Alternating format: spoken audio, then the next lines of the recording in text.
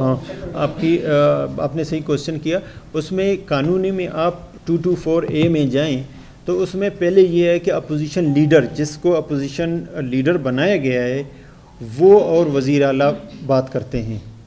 اس کے بعد جب کمیٹی میں جاتا ہے تو اس میں اپوزیشن کی لیڈر کو چاہیے کہ وہ ان سے مذاکرات کر لیتا. اخلاقی طور پر جس طرح آپ نے اسلام آباد میں دیکھیں تو خورشید شاہ سب سے مذاکرات کر رہا تھا، سب پارٹیوں کے پاس جا رہا تھا کہ یہ نام ہے، یہ نون کی طرف سے اس پہ معاملات ہو رہے ہیں، اس پہ نہیں، وہ سارے چیزوں کو آن بورڈ لے رہے تھے.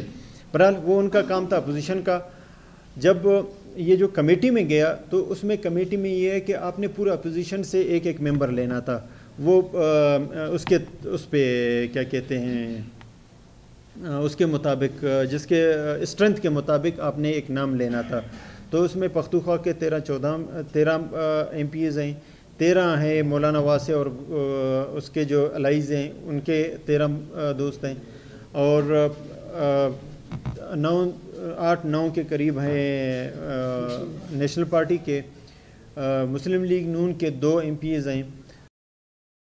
MP مولانا واسع BP مینگل اور BP عوامی AMP کے.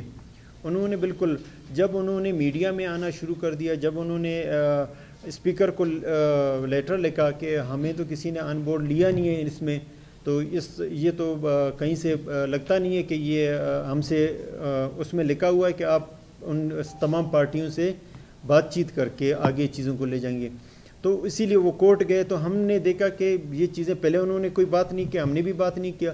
اگر انہوں نے ابھی بات کر لیا تو ہمارا اخلاقی یہ بنتا ہے کہ جب وہ متنازع ہے تو ہم ان کے سامنے کیسے میٹنگ کر لیں.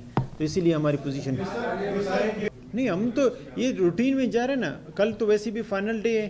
ہم نے الیکشن کمیشن میں 6 تاریخ کو ہمارا سارے 2 نام ان کے 2 نام ہمارے ادھر جا رہے ہیں. تو ہمارے اس میں آئینی بحران نہیں ہے. بہرحال ایک جمہوری حسن یہی ہے کہ آپ نے سب سے صلاح کر لیتے.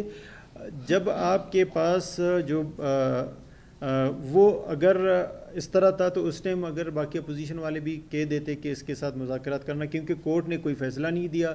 قانوناً وہ تھا اپوزیشن لیڈر تھا، تو مجھے ٹائم بھی یہی تھا. تو اس میں یہ نہیں ہے کہ ہم کورٹ جاتے.